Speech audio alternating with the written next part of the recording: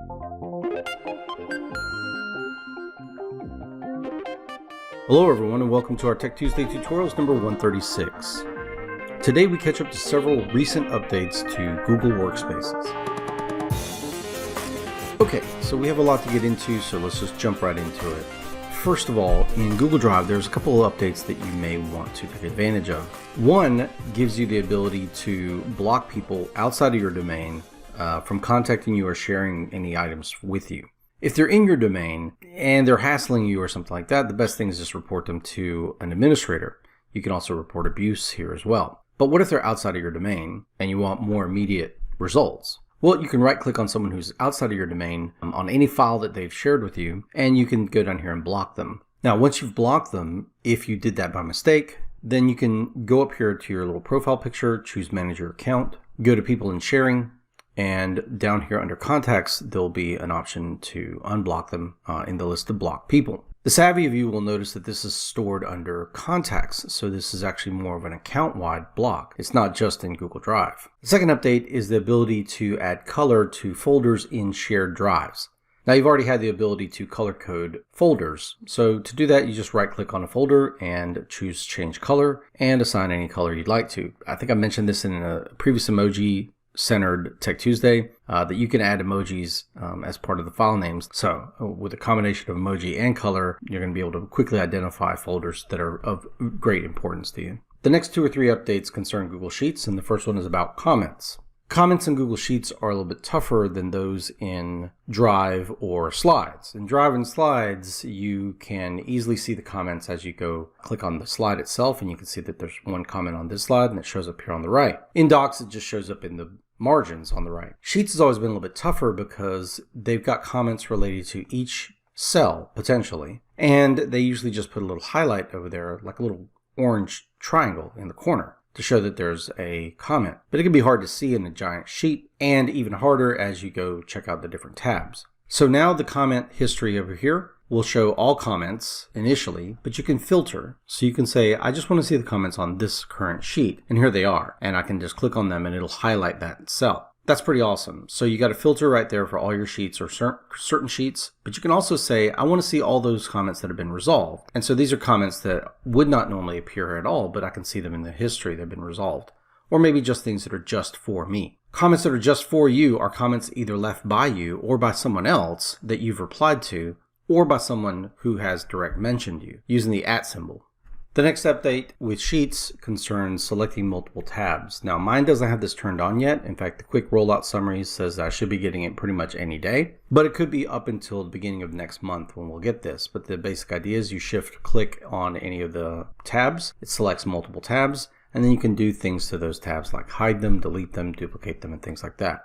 The next update concerns Sheets, Slides, and Docs, and Meet. Basically, it allows you to broadcast something to a meeting straight from the file itself. It'll show any meets that you have currently running or that are coming up. It does not show past meets here. And you select the meet and then hit the present tab to meet. Now, why would you do this? You could just go into the meet itself and share your screen and so on. Well, sharing your screen can be a little bit confusing because people might say, are you sharing your entire screen or a window or a tab or whatever? And there are times when you're not sure, you just want to share this. So it can be easier to go into the file itself and share that to the meet rather than going into the meet, hitting share, deciding what you want to share, and then browsing to find that file. And that file's got to already be open. So you might as well just go into the file itself and hit this. I know this is the thing I want to share right here.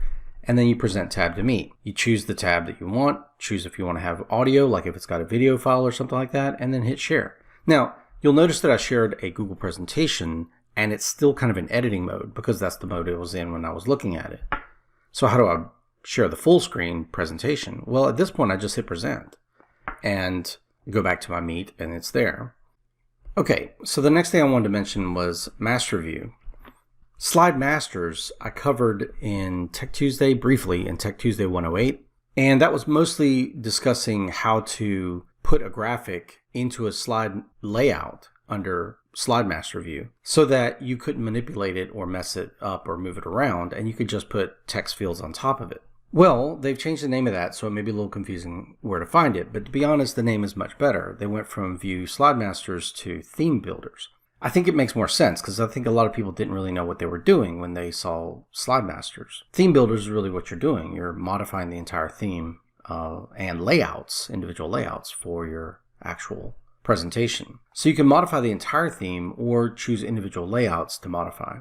And when you click on a layout, it'll even highlight what slides are currently using that layout. If you modify an individual layout or the entire theme, it applies to all slides that are using that. So if I come in here and select this and choose, let's say, a wildly different font, let's choose Lobster for some reason, then as I go back into my slideshow, all slides that are using that theme will now adopt those changes, unless I've gone into individual slides and made changes on my own. Basically, it holds any overrides that you do. Now, an important thing to know is that in the theme builder, you can actually insert placeholders for images now. This is a new update. Normally you could do placeholders for text. That's what these things are. Click to edit title, click to edit body, things like that. If you go to insert and placeholder, you've got these title, subtitle, and body placeholders. You've always had them, but now you have image placeholder and it lets you choose a shape. So let's say I do a rounded rectangle over here and of these dimensions. And then I do another one. I'm going to insert a placeholder image for oval and I'll just do a circular one. Now what does this do? It means that on this layout, I've got these two placeholders. So if I come back here to my slideshow and I create a new slide, I can choose that layout. And now I've got these placeholders for text, but also for images. And when I select that, it lets me choose where I want to get my images from. So let's go to Photos and I'll grab an image like this one and hit Replace. It'll automatically crop it for me. I can adjust the crop by going up here and choosing Crop. And you can see I can resize this a little bit or move things around. And it also works even with circular things. Our final two updates concern Gmail.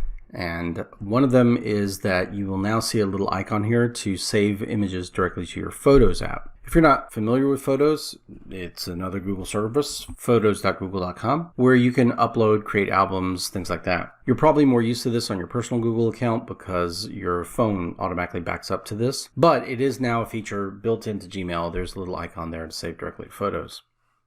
The second update for Gmail, and the last one we're going to talk about today, is just a look at the new integrated Gmail that integrates Google Chat and Google Meet and Gmail. Now, Chat is different from Hangouts. It's actually what's going to be replacing Hangouts, and it's coming pretty quickly. They've been working on this for a long time, and they finally got it basically ready to go. I'm going to just devote my next Tech Tuesday to that because there are some substantial differences, and they're basically moving everyone to it if you're not already on it. But in short, you're going to have that feature there in Gmail, but you can also have it as a standalone app if you'd like. So I hope you all enjoyed this video and I hope you found it useful. And if you did, go ahead and hit that like button. Heck, why not support us and click that subscribe button. Click on the bell icon to receive email notifications. Leave a comment or idea for a Tech Tuesday video below. Share this video with your friends. And we'll see you guys in the next video. Bye bye.